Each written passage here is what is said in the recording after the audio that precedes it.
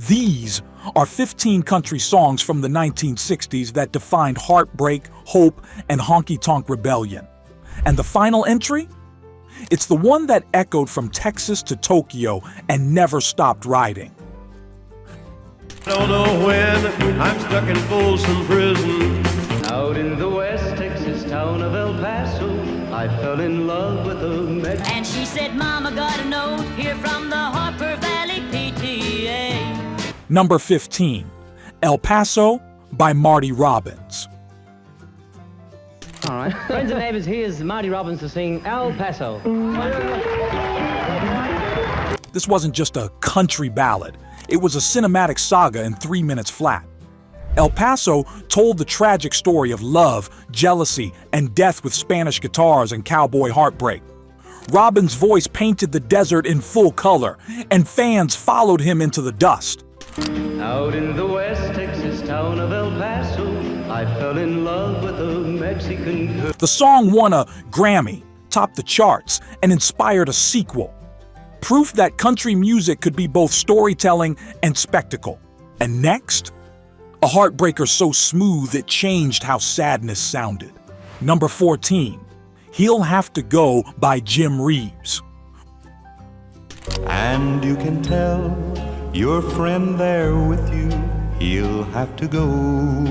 Whispered like a secret and soaked in velvet, Jim Reeves turned pain into poetry. He'll Have to Go wasn't loud.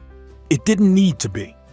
The song's intimacy made it revolutionary, and it charted for over 14 weeks at number 1. Reeves' polished style helped usher in the Nashville sound, a smoother, more pop-leaning era of country. It's not just a song, it's a masterclass in understatement.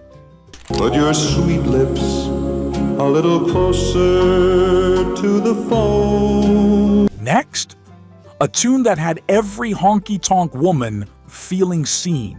Number 13, D-I-V-O-R-C-E by Tammy Wynette. That we could stop this D-I-V-O-R-C-E.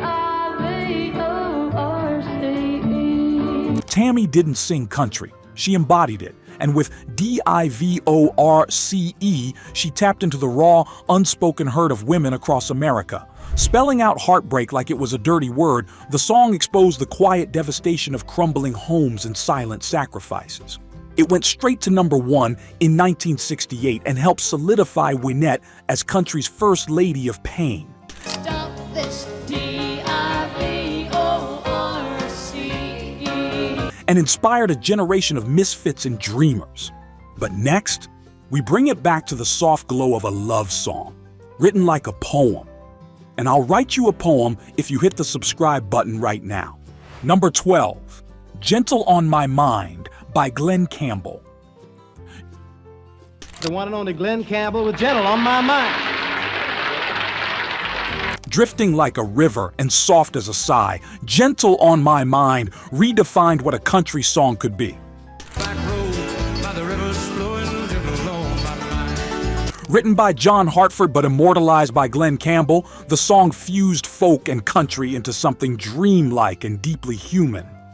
It wasn't about heartbreak or revenge, it was about memory, freedom, and the echo of love. Campbell's version won multiple Grammys and helped shape the modern singer-songwriter era in country.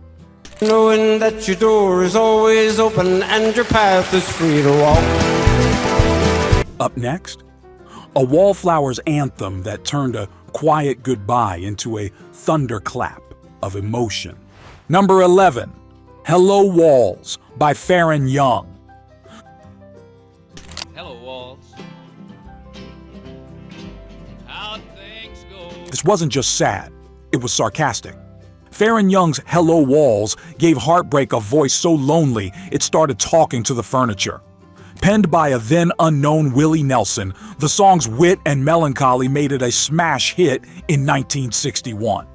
Young's delivery was part charm, part chokehold, and it brought Nelson's writing into the national spotlight. It's heartbreak, but make it theatrical. And speaking of drama, But only walls I'll keep you company. Next comes the song that asked the world, why even try to hold it all together? Number 10, The End of the World by Skeeter Davis. Would you welcome, please, Miss Skeeter Davis? I love her too. Got you now. It's the sound of devastation disguised as a lullaby. The End of the World felt like a pop song, but its core was pure country sorrow. Skeeter Davis's voice trembled through lyrics that asked why the world kept spinning when her heart had stopped. All they know, it's the end of the world. The song crossed over to pop, adult contemporary, and R&B charts, an unheard of feat in the early 60s. It proved that country emotions had universal reach. But the next one? That was a funeral march for trust.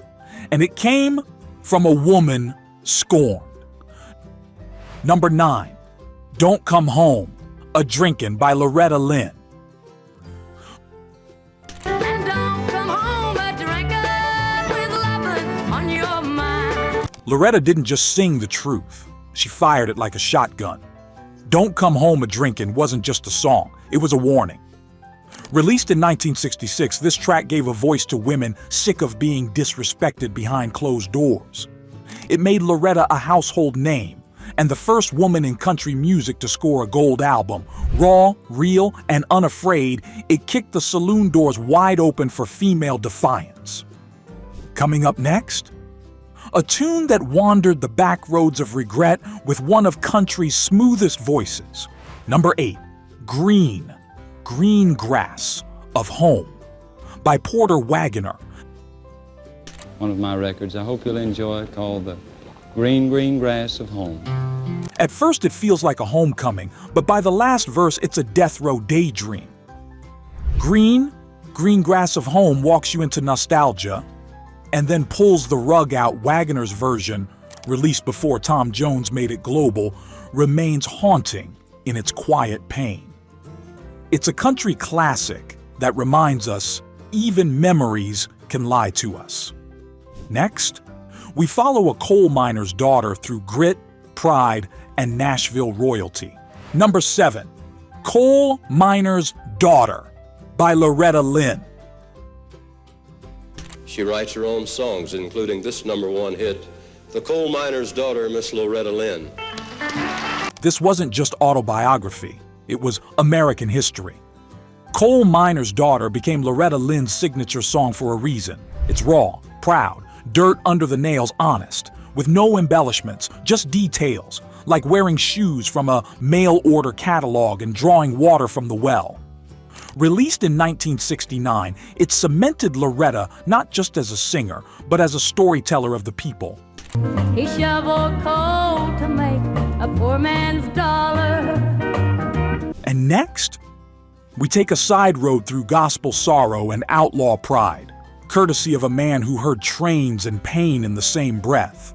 Number 6, Folsom, Prison Blues, Live by Johnny Cash. I don't know when I'm stuck in Folsom Prison. When Johnny sang to inmates, he wasn't performing, he was confessing. The 1968 live version of Folsom Prison Blues crackled with danger and redemption, recorded inside the very walls it described. The line, "I shot a man in Reno just to watch him die," became an outlaw anthem, equal parts brutal and poetic. This wasn't just country music, it was country justice. And it reignited Cash's career, proving country could be raw, risky, and rebellious. Next, a man who tried and failed, but gave us a song that understood that failure better than most. Number 5, Mama Tried by Merle Haggard. How about a little bit of Mama Tried? We'll do her. Okay. Few voices in country come with a rap sheet, but Merle Haggard's time behind bars gave Mama Tried a weight no one could fake. Released in 1968, the song was a tribute and an apology to the mother who watched her boy spiral. That leaves only me to blame 'cause Mama tried. It's fast, twangy and brutally honest, a confession from the inside out. And it became a cornerstone of the Bakersfield sound, gritty, stripped down, and unapologetically real.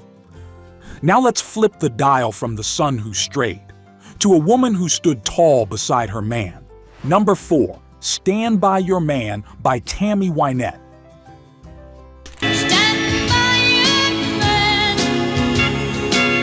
Critics called it regressive. Fans called it reality. Tammy Wynette's Stand By Your Man was a lightning rod, soft in sound but fierce in conviction. Released in 1968, it became an international hit and the most enduring anthem of country womanhood.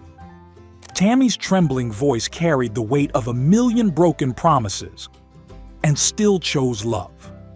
It wasn't about weakness. It was about strength through the storm.